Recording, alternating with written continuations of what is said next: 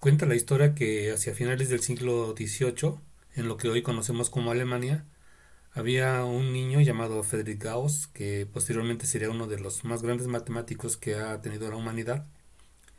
Y bueno, lo que cuentan es que en su salón, cuando en sus primeros años de educación, siendo muy niño, el profesor puso a los estudiantes para entretenerlos a hacer la suma del uno más 2 más 3 más 4 y así hasta el 100.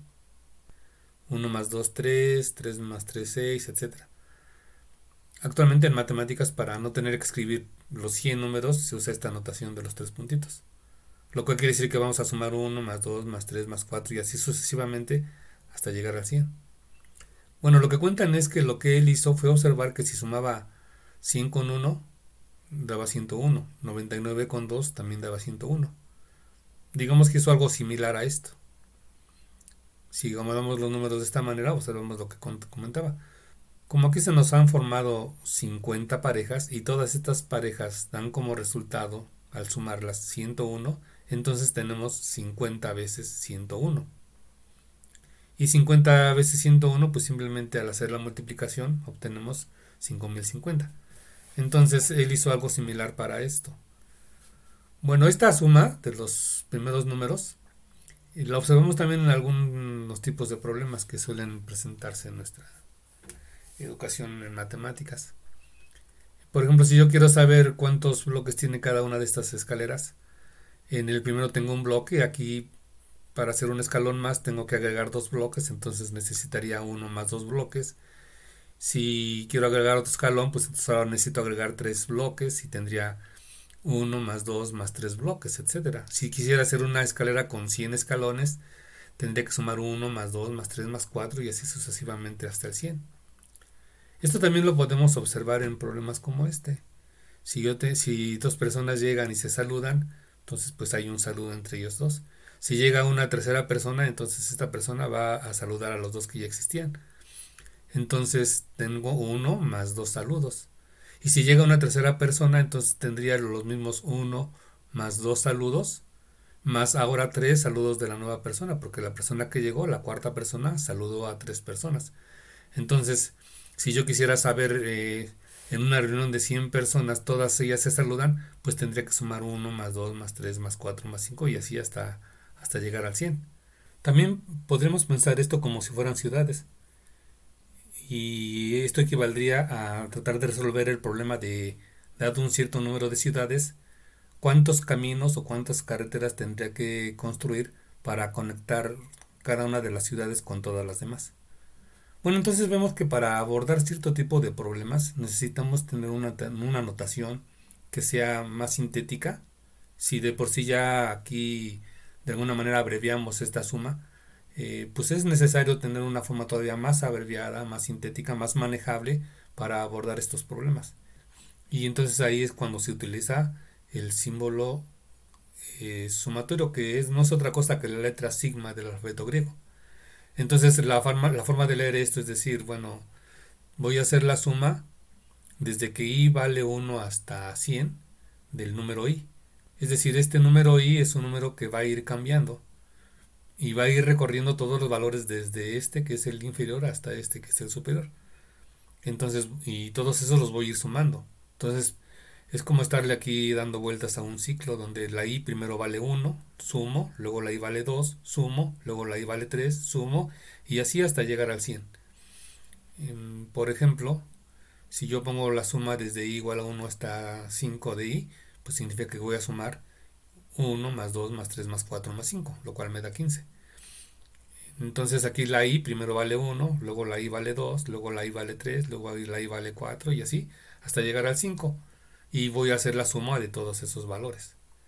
Esta expresión que está aquí pues obviamente puede ser un poco más sofisticada. Por ejemplo, yo puedo poner aquí en lugar de i cuadrada. Entonces quiere decir que ahora todos estos números que van a empezar a correr desde el 1 hasta el 4 los voy a elevar al cuadrado. Entonces primero voy a elevar 1 al cuadrado y lo sumo. Luego 2 al cuadrado y lo sumo, así hasta llegar al 4. ¿No? Y bueno, pues al elevar al cuadrado estos números, pues obtengo estas cantidades y al sumarlas me da 30. Un ejemplo más, ahora lo que indica esto es que cada uno de estos números los vamos a ir multiplicando por 2.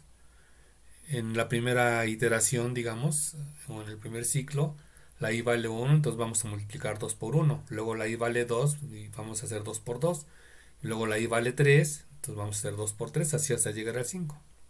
Es decir, vamos a hacer esto. Aquí la vale 1, aquí la i vale 2, aquí la i vale 3, aquí la i vale 4 y aquí la i vale 5. Y en todos los casos voy multiplicando por 2 y los voy a ir sumando. Esto no es otra cosa que la suma de los primeros números pares, desde el 2 hasta el 10, lo cual da 30. Hay ejemplos como este que suelen causar confusión porque aquí no aparece la i.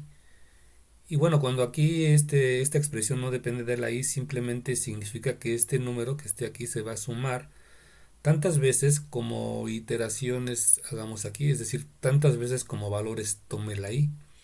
Como aquí la i va desde 1 hasta 6, significa que voy a sumar el 1 6 veces. Voy a hacer esto. Y obviamente eso pues me va a dar 6. Otro ejemplo más, vamos a ver un par de ejemplos más. Es similar al anterior. Aquí lo que tengo es que sumar el 1/3 3 veces, ¿verdad? Desde que la i vale 1 hasta que la i vale 3. Entonces voy a sumar 1/3 más 1/3 más 1/3 3 veces. Porque la i toma 3 valores. Evidentemente 1/3 más 1/3 más 1/3 pues es un entero. Y finalmente este otro ejemplo es muy similar pero muy diferente al mismo tiempo, porque aquí el valor no cambia, siempre se va a sumar el mismo valor. Y aquí esta i significa que el valor sí va a ir cambiando.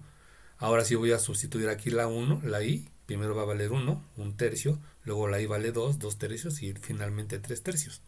Es lo que aquí tengo. Lo cual pues me da 2 porque 1/3 más 2/3 es un entero y aquí esto también es un entero. 1 más 1 es 2. Estas ideas son la base para desarrollar métodos para calcular sumas muy pero muy pero muy grandes. Lo que hizo Gauss derivó en la siguiente fórmula, que se conoce como la fórmula para calcular la suma de los primeros n números naturales. Él calculó la suma de los primeros 100 números naturales, la suma desde 1 más 2 más 3 hasta 100. Aplicando esta fórmula sustituimos n igual a 100 y haciendo las operaciones tenemos que 100 entre 2 son 50, 100 más 1 son 101 y 50 por 101 son 5050, que como recordarás fue lo que obtuvimos al principio del video. Si nosotros quisiéramos no solo sumar los primeros 100 números, sino quisiéramos sumar el 1 más 2 más 3 más 4 hasta 1.000.000, pues con esta fórmula simplemente sustituimos aquí 1.000.000 aquí y 1.000.000 acá, hacemos las operaciones y podemos obtener esa suma de una manera muy rápida.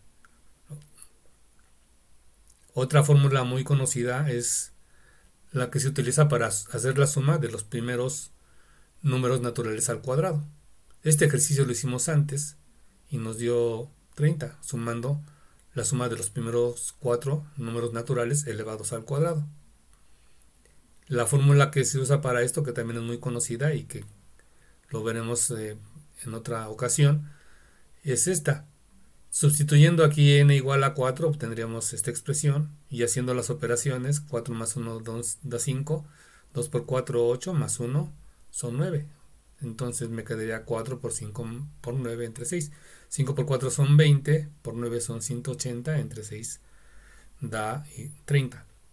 Bueno, pues esta forma de calcular sumas muy muy grandes son la base o son muy útiles para desarrollar lo que se conoce como el cálculo integral, que pues tiene muchas aplicaciones. Bueno, eso es todo por hoy. Espero que te haya sido útil este video. Nos vemos hasta la próxima.